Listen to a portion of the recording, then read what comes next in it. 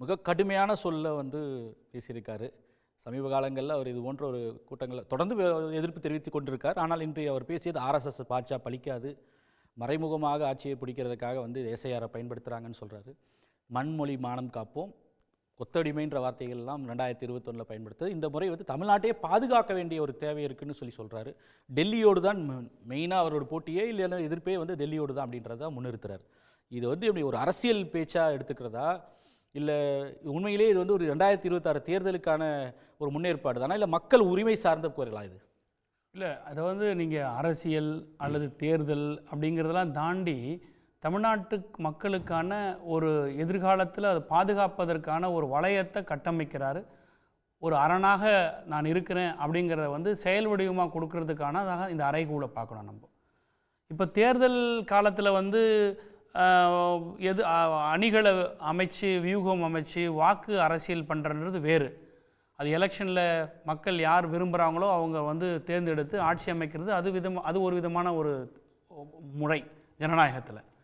ஆனால் அதே சமயத்தில் தேர்தலை பயன்படுத்தி தங்களுக்கு இருக்கக்கூடிய அதிகாரத்தின் மூலமாக அந்த வாக்குரிமையே நாம் வந்து சிதைச்சி தாங்கள் எங்கே வந்து பொலிட்டிக்கலாக கெயின் பண்ண முடியலையோ அங்கே இந்த எஸ்ஐஆர் போன்ற நடவடிக்கைகள் மூலமாக ஆட்சிக்கு வரலாம்ன்று நினைக்கிறதோ சரி, அல்லது ஒரு பலமாக இருக்கக்கூடிய ஒரு ஆட்சியில் கட்சிகளை வந்து சிதைக்கலாம் அப்படிங்கிற ஒரு உள்நோக்கத்தோடு செயல்படக்கூடிய ஒரு அரசாக கட்சியாக ஒன்றியத்தில் இருக்குங்கிறது தான் மாண்புமிகு முதலமைச்சர் அவர்களும் இங்கே எடுத்து சொல்லியிருக்காங்க.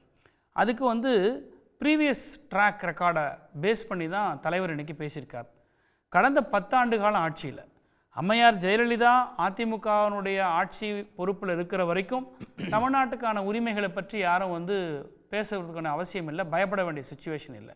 ஏன்னா அந்த அம்மா ரொம்ப காட்டமாக தமிழ்நாட்டுடைய உரிமைகளுக்காக போராடி நின்னவங்க.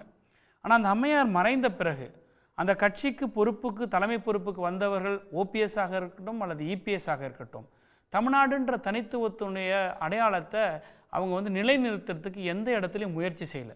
ஒன்று அவங்களுடைய பதவியை காப்பாற்றிக்கணும், இல்லைனா அந்த அரசியல் கட்சிக்குள்ளே யார் தலைமைத்துவத்துக்கு வரணும், இந்த போராட்டத்தில் தான் இருந்தாங்களே தவிர தமிழ்நாட்டின் நலனை பற்றி அவங்க அக்கறை காட்டவில்லை. அதற்கு மாறாக என்ன பண்ணாங்கன்னா, இவர்களுடைய இருப்பை தக்க வைத்துக் கொள்வதற்கு எதை ஈடு கொடுத்தாருன்னா தமிழ்நாட்டை ஈடு கொடுத்தார்கள். ஒன்றியத்தில் இருக்கக்கூடிய பாஜக ஆளுகிற கட்சி அரசாங்கத்துக்கிட்ட ஆர்எஸ்எஸ் கிட்ட அவங்க விரும்புகிற மாதிரி நடந்துக்கிட்டாங்க. அவங்க சொல்கிறதுக்கு கையெழுத்து போடுறாங்க. மும்மொழி கொள்கையை வந்து நாங்கள் எதிர்க்கிறோன்னு சொல்கிறது, ஆனால் அதற்காக எந்த விதமான ஒரு நடவடிக்கை எடுக்கிறது இல்லை.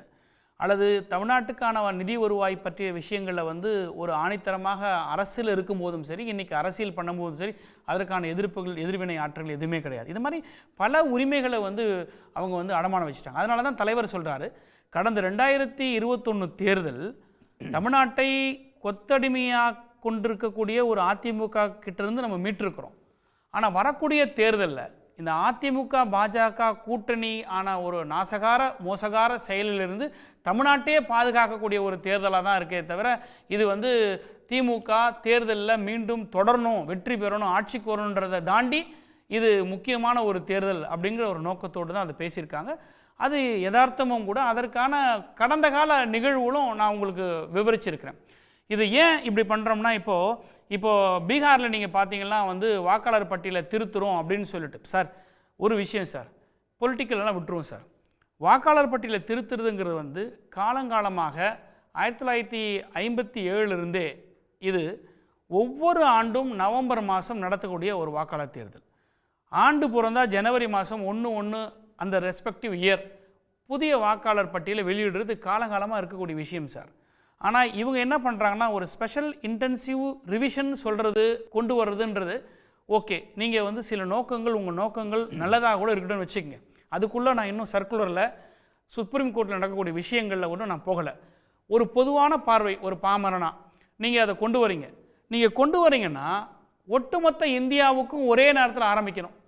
ஆனால் நீங்கள் ஒட்டுமொத்த இந்தியாவுக்கும் ஒரே நேரத்தில் ஆரம்பிக்காமல் எந்த மாநிலங்கள் தேர்தல் வருகிறதோ அந்த மாநிலங்களுக்கு நீங்கள் ஃபஸ்ட்டு இம்ப்ளிமெண்ட் பண்ணுறீங்கன்னா, அப்போ ஒன்றா கிளைகளை கட் பண்ணுற மாதிரி ஒட்டுமொத்த மரத்தை வேரோடு பிடுங்கி தூக்குறது அப்புறப்படுத்துறது சிரமம்.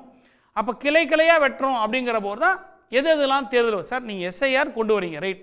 All over India, election commission of India all over India இதை நீங்கள் ரிவிஷன் பண்ணுங்களேன். ஏன் பண்ண மாட்டீங்க? எது எதெல்லாம் எலெக்ஷன் வரக்கூடிய ஸ்டேட்ஸ், இப்போ பீகார், அவங்க கவர்மெண்ட் கோயலேஷனாக இருந்தாலும் கூட, ஆனால் பீகாரில் தனித்துவமான மெஜாரிட்டி வர்றதுக்காக வழிமுறை பண்ணணும் அப்படின்றதுக்காக பீகாரில் ஆரம்பித்தாங்க. இப்போ பட்டியலிட்டிருக்கக்கூடிய 7 மாநிலங்களில் உங்களுக்கு பாஜக ஆளுகிற மாநிலங்கள் கிடையாது. நீங்கள் எஸ்ஐஆர் வந்து எந்த விதமான இன்டென்ஷனும் இல்லை, உள்நோக்கம் இல்லை அப்படின்னா என்டையர் இந்தியாவுக்கு நீங்கள் இம்ப்ளிமெண்ட் பண்ணிடணும். எதுக்கு ஃபேஸ் மேனரில் பண்ணுறீங்க இப்படின்ற ஒரு கேள்வி இருக்குது. இதையெல்லாம் பேஸ் பண்ணி தான் தலைவர் வந்து பல்வேறு கட்டங்களில் பல்வேறு அடுக்குகளில் அரசியல் ரீதியாக நம்ம எப்படி இருக்கணும், இந்த வாக்காளர் பட்டியலை திருத்துவதில் நம்ம எப்படி இயங்கணும். இன்றைக்கி அழகாக எங்களுடைய மாநிலங்களவை உறுப்பினர் திரு என்ஆர் இளங்கோ ரொம்ப அழகாக எக்ஸ்பிளைன் பண்ணார். ட்ரோஜன் குதிரை கதையை சொல்லி, நாங்கள் வந்து உங்களுக்கு பரிசு கொடுக்குற ஒரு குதிரைன்னு சொல்லி குதிரைக்குள்ளே எப்படி தீவிரவாதிகளை கொண்டு வந்து வச்சு கேப்சர் பண்ணாங்களோ அந்த மாதிரி எஸ்ஐஆருங்கிற ஒரு நல்ல திட்டத்தை கொண்டாடுறோம், அதன் மூலமாக நாங்கள் எப்படி தகுதியான வாக்காளரை நீக்க போகிறோம் அப்படிங்கிற விஷயத்தை தான் ஒரு ஆபத்துங்கிறத எக்ஸ்பிளைன் பண்ணியிருக்கிறோம். உடனுக்குடன் செய்திகளை தெரிந்து கொள்ள சன் நியூஸ் பெல் ஐகானை கிளிக் பண்ணுங்கள்.